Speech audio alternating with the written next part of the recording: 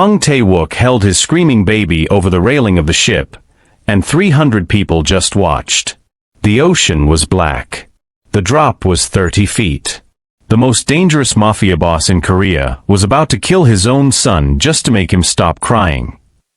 Security looked away. The nannies were hiding in fear. But one person didn't freeze. Layla, a broke single mother scrubbing the floor, saw the baby slip in the rain. She didn't think about the gun. She didn't think about the mafia. She just ran. But to understand how a housekeeper ended up slapping a dragon, we have to go back to the beginning of the storm. The storm outside was violent, battering the ship with 30-foot waves. But the storm inside the VIP lounge was worse. Kang Tae-Wook, the ruthless head of the Geom-eun Syndicate, had been pacing for 3 hours. His newborn heir hadn't stopped crying since they left the port. The expensive nannies were cowering in the corner. The bodyguards were shaking, terrified to make eye contact. Tae-Wook didn't know how to be a father. He only knew how to eliminate problems. His patience snapped. With eyes as cold as the Atlantic Ocean, he kicked over a glass table, shattering it. The music stopped. The room froze. He marched over to the stroller, grabbed the screaming infant by the back of his onesie, and stormed toward the sliding glass doors that led to the rain-soaked deck. The wind howled as he stepped outside. He marched straight to the railing, looking down at the dark, churning water below. He held the baby out over the abyss. "If you won't be quiet," he roared over the thunder, "I'll give you to the sea." The passengers inside gasped, pressing their faces against the glass, but no one moved. They knew who he was. Interfering with the dragon meant death.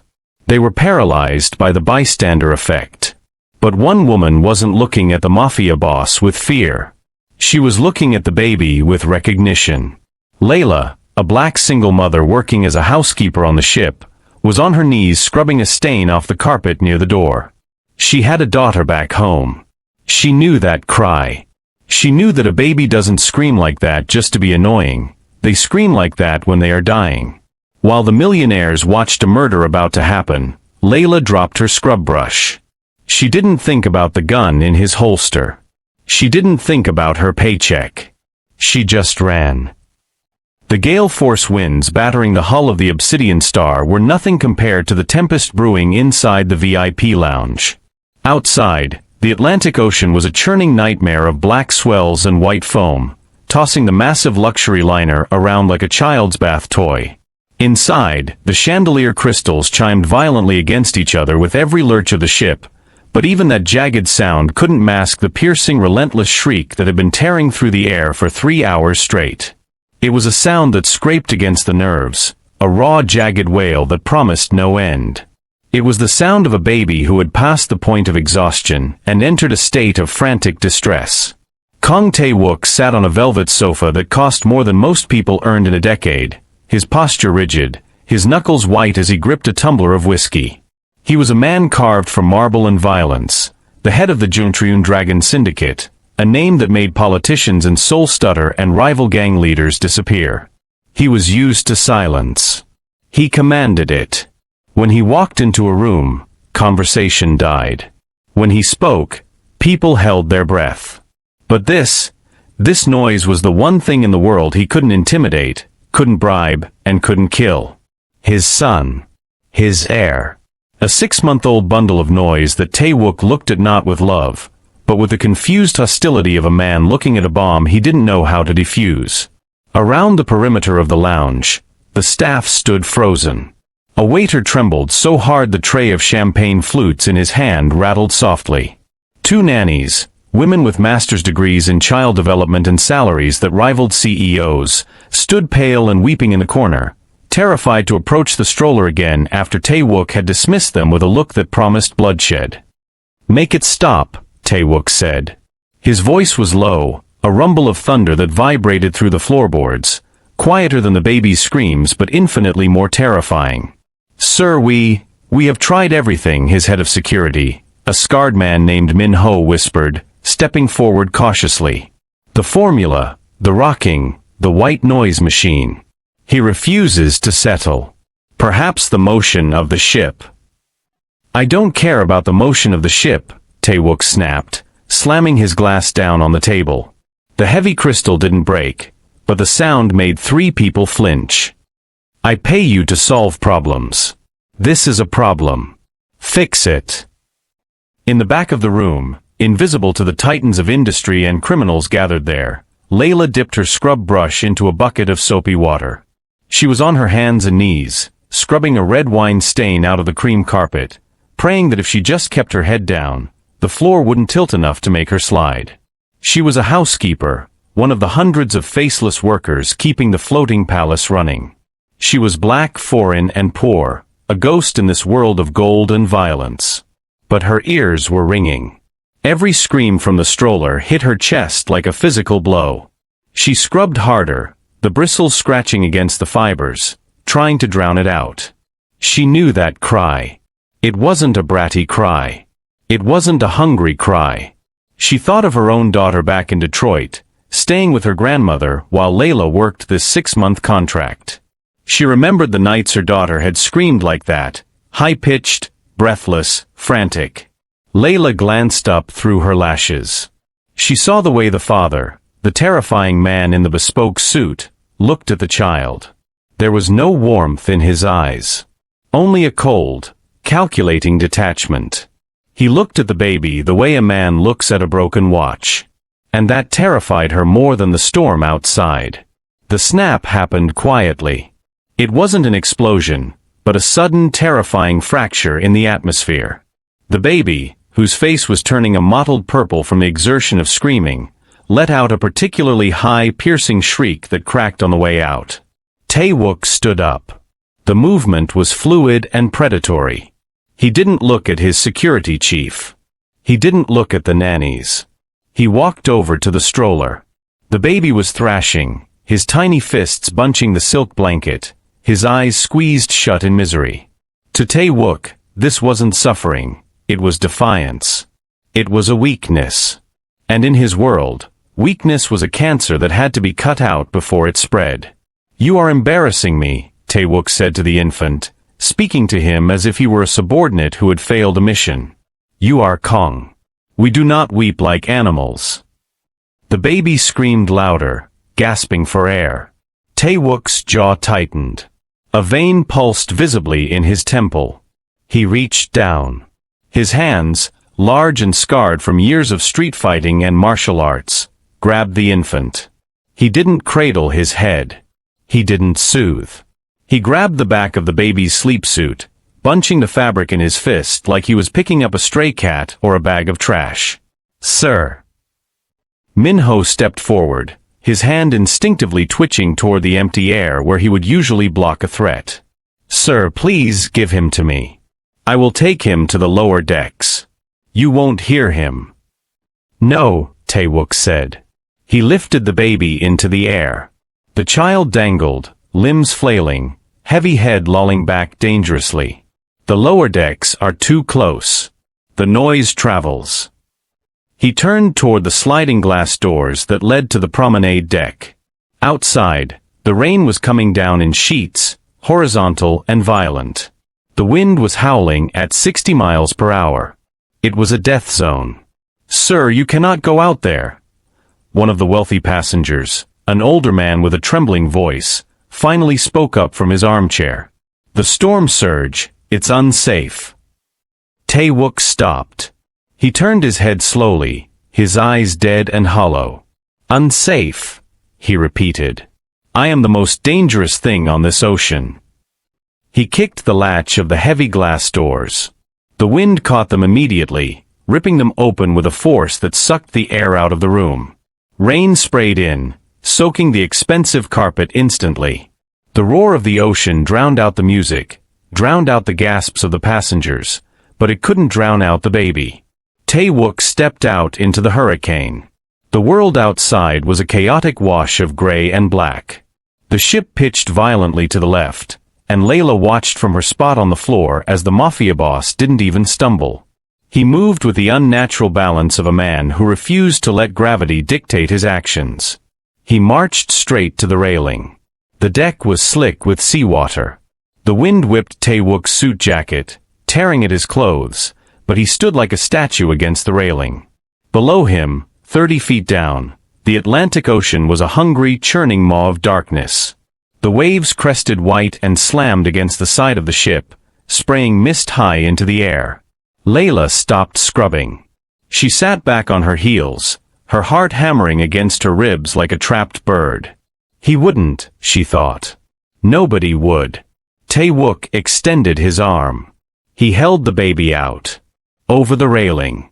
Over the nothingness. The baby was no longer shielded by the glass walls. The wind hit the infant's face, stealing his breath. The screaming stopped for a second, replaced by a choking gasp, before returning twice as loud, a sound of pure primal terror. The tiny legs kicked at the empty air, suspended over the deadly drop by nothing but a handful of cotton fabric and the grip of a man who had lost his soul. Silence. Tae-Wook roared into the wind, shaking the baby once. I will give you silence. Inside the lounge, people screamed. A woman fainted. Men covered their mouths. But they stayed in their seats. They were billionaires, captains of industry, powerful figures, and they were cowards. They looked at the gun holster visible under Tae-Wook's blowing jacket, and they chose their own safety. They chose to watch a murder rather than risk the wrath of the dragon. Layla looked at them. She looked at the security guards who had turned their heads away in shame. She looked at the nannies sobbing into their hands. They are going to let him drop that baby. The thought wasn't a question, it was a cold, hard fact. If she didn't move, that baby would be swallowed by the ocean in 3 seconds. Layla didn't think about her paycheck. She didn't think about the fact that she was a black woman in a room full of people who didn't see her as human, confronting a Korean gangster who saw everyone as a target. She didn't think about the gun. She thought about the tiny warmth of her own daughter's hand. The bucket of soapy water tipped over as Layla scrambled to her feet. The sound was lost in the storm. She didn't walk. She didn't hesitate. She bolted toward the open doors, her sneakers squeaking on the wet marble, then hitting the slick wood of the deck. The wind hit her like a wall, stinging her eyes, pushing her back, but she lowered her shoulder and drove through it. She saw Tae-Wook's fingers loosen. The fabric of the onesie was slipping in the rain. "Hey!" she screamed, a sound torn from the bottom of her lungs, running straight toward the edge of the world. It was the sound of a mother who had found the predator in the dark. Tae-Wook turned his head. He looked surprised. For the first time in his life, the dragon looked genuinely surprised to see a ghost running at him. Layla didn't stop. She didn't slow down to beg. She didn't fall to her knees. She raised her hand, palm open, fingers stiff, channeling every ounce of rage, fear, and maternal instinct into a single kinetic motion. She didn't reach for the baby. She reached for the monster. The sound of the slap was not like in the movies. It wasn't a dry, theatrical crack. It was a wet, heavy thud of flesh meeting flesh with enough force to rattle the bones underneath. Layla's palm connected with Kang Tae-Wook's cheekbone with the momentum of a runaway freight train. The impact was so violent that the mafia boss's head snapped to the side. His hair whipped across his eyes, droplets of rain spraying from his face in a gruesome arc. For a heartbeat, the storm seemed to pause. The wind held its breath. The ocean stopped churning. The entire universe contracted into the 3 feet of space between the housekeeper and the killer. The shock of the blow did exactly what Layla needed it to do. Tae-Wook's arm, rigid with tension, faltered. The iron grip on the onesie loosened just a fraction, not enough to drop the child, but enough to bring him inward, closer to the safety of the railing, as his body instinctively recoiled from the attack. Layla didn't wait for him to recover. She didn't wait for him to realize that a servant had just assaulted the dragon. She lunged. Her arms wrapped around Tae-Wook's forearm and the wet, slippery body of the infant simultaneously. She didn't try to overpower him, that would be suicide. Instead, she used her body weight, dropping her hips and dragging them both down toward the deck. She hauled the baby over the railing, ripping him from the perilous edge of the void and clutching him to her chest. They stumbled, Layla's back hitting the metal railing hard enough to bruise, but she didn't let go. She ripped the baby from Tae-Wook's loosened fingers and practically collapsed onto the wet teak floor, curling her body around the child like a human shield. Tae-Wook staggered back. He touched his cheek. His eyes were wide, the pupils blown, processing a reality that didn't make sense. He looked at Layla, and the shock in his expression began to curdle into a demonic, murderous rage. His hand twitched toward his jacket, toward the gun. But Layla didn't cower. She didn't look down. She sat there in the pouring rain, soaking wet, shivering, clutching his hair, and she looked up at him with eyes that burned brighter than the lightning overhead. "You are weak." She screamed the words, her voice cracking with hysteria and fury. She pointed a shaking finger at him, shielding the baby's head with her other hand. "You think you are strong because you can hurt people? You are nothing. Only a weak man hurts something that cannot fight back. Look at him. He is tiny. He is helpless. And you are a coward." The insult hung in the air, heavier than the rain. Inside the glass doors, Min-ho and the nannies watched with their hands over their mouths, waiting for the gunshot. No one spoke to Kang Tae-Wook like that and lived. No one. Tae-Wook stared at her. His chest heaved. The vein in his temple throbbed. He took a step forward, his shadow falling over her. But then, a strange thing happened. Or rather, a thing didn't happen. There was silence. The baby wasn't crying. The relentless, ear-splitting shriek that had tortured the ship for 3 hours had vanished the second Layla pulled him to her chest. Now, there was only the sound of the wind. Layla wasn't just holding him, she was humming. It was a low guttural vibration deep in her throat, a rhythmic resonant sound that she pressed directly against the baby's ear. She was rubbing his back in firm, circular motions, her hand moving with a practiced maternal confidence that the nannies with their degrees had never possessed. The baby was buried in the crook of her neck, his tiny hands gripping the wet fabric of her uniform.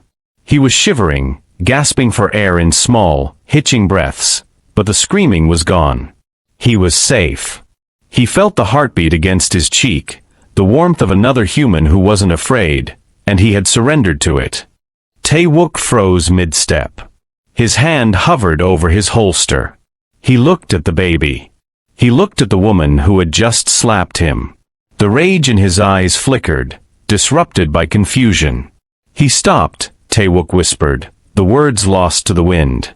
"He didn't stop because of you," Layla spat, rocking back and forth on the wet deck. "He stopped because someone finally held him like he matters." The adrenaline was starting to fade, leaving Layla cold and trembling. She realized what she had done. She had just assaulted the most dangerous man on the ocean. She was going to die. She hugged the baby tighter, squeezing her eyes shut, waiting for the click of the gun, waiting for the shove that would send her over the railing in the baby's place. "Stand up." The voice was cold. Command. Layla opened her eyes. Tae-Wook was looming over her.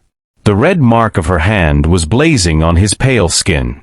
Slowly, carefully, she stood up, keeping the baby between them. The ship lurched, and she braced her legs, refusing to stumble. Tae-Wook leaned in close. He wasn't looking at her face, he was looking at the baby's eyes. The infant was limp against Layla's shoulder, his eyes rolling back slightly, his breathing shallow and rapid. "Why is he so hot?" Tae-Wook asked. He reached out a hand to touch his son's forehead, but Layla slapped his hand away. "Don't touch him," she snapped. "Look at him. Look at his pupils." Tae-Wook blinked, stunned by the second rejection, but he looked. The baby's eyes were open slits. The pupils were pinpricks, tiny black dots that didn't react to the flashing lightning. And the baby's body, it wasn't just relaxed. It was floppy. Too heavy. "He wasn't crying because he was bratty," Layla said, her voice shaking as the realization hit her. "And he wasn't crying because of the storm. He was screaming because he was fighting to stay awake." Look at the tremors in his hands. This isn't a tantrum. It's a seizure. Tae-Wook's face went white. The color drained from his skin so fast he looked like a corpse. Seizure. He's been drugged, Layla said, the diagnosis coming from the deep well of a mother's intuition, and the memory of a news story she'd seen years ago about nannies using sedatives on difficult children. Someone gave him something to make him sleep, but they gave him too much. Or he's allergic. He's overdosing. He was screaming because his body was shutting down and he was terrified. The silence that followed was absolute. The storm raged on, but on the deck, the world had stopped. Tae-Wook looked at his son. He realized that minutes ago, he had almost thrown a dying child into the ocean because he thought the boy was being disrespectful. The horror of it, the sheer crushing guilt, hit him harder than Layla's slap ever could. He looked up. His eyes changed. The shark-like emptiness was gone, replaced by a fire that was infinitely more dangerous. He looked through the glass doors at the nannies huddled in the corner. He looked at the untouched bottles of milk on the table. He understood. "Give him to me," Tae-Wook said. His voice broke. It wasn't a command this time.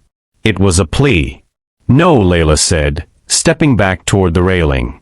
"You'll hurt him." "I won't," Tae-Wook said. He ripped off his soaking wetsuit jacket. He threw it around Layla's shoulders, wrapping both her and the baby in the heavy, expensive silk. "I won't. I swear it." He didn't try to take the baby again. Instead, he scooped Layla up. He lifted her into his arms, carrying her bridal style, with the baby crushed between their chests.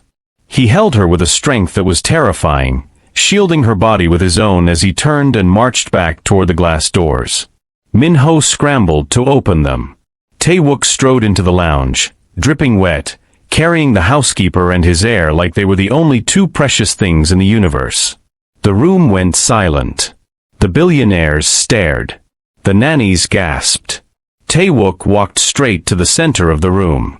He gently set Layla down on the velvet sofa, the same sofa he had sat on like a king minutes ago. He stood over her, water dripping from his hair onto the Persian rug. He turned to his security team. His face was a mask of death. "Lock the doors," he said softly. "Nobody leaves." He pointed a shaking finger at the nannies, then at the waitstaff. "Find out who fed him. Find out what they gave him. If no one speaks in 5 minutes." He paused, his eyes sliding to the open deck where the storm was raging. "Throw them all over." He turned back to Layla. He dropped to one knee in front of her, a position of submission that made the entire room gasp. He looked at his son, then up at the woman who had saved him from making the biggest mistake of his life. "Min-ho," Tae-Wook said, never breaking eye contact with Layla. "Sir. Get the doctor. And put a guard on this woman." Tae-Wook reached out and tucked the oversized jacket tighter around Layla's shivering shoulders. "If anyone touches her, if anyone even looks at her with disrespect, deal with them." The doctor was running down the hall. The nannies were screaming as security dragged them toward the interrogation room. The ship was still rocking. But in the center of the chaos, Layla sat frozen, the baby's shallow breath warm against her neck. She looked at Kang Tae-Wook. He was still on his knees, watching her with an intensity that made her skin prickle. It wasn't hatred anymore. It was something darker. Something possessive. She had saved his son. She had slapped his face. And in doing so, she had walked through a door she could never close again. The dragon had found a treasure he didn't know he was looking for. And Kang Tae-Wook never let go of his treasure.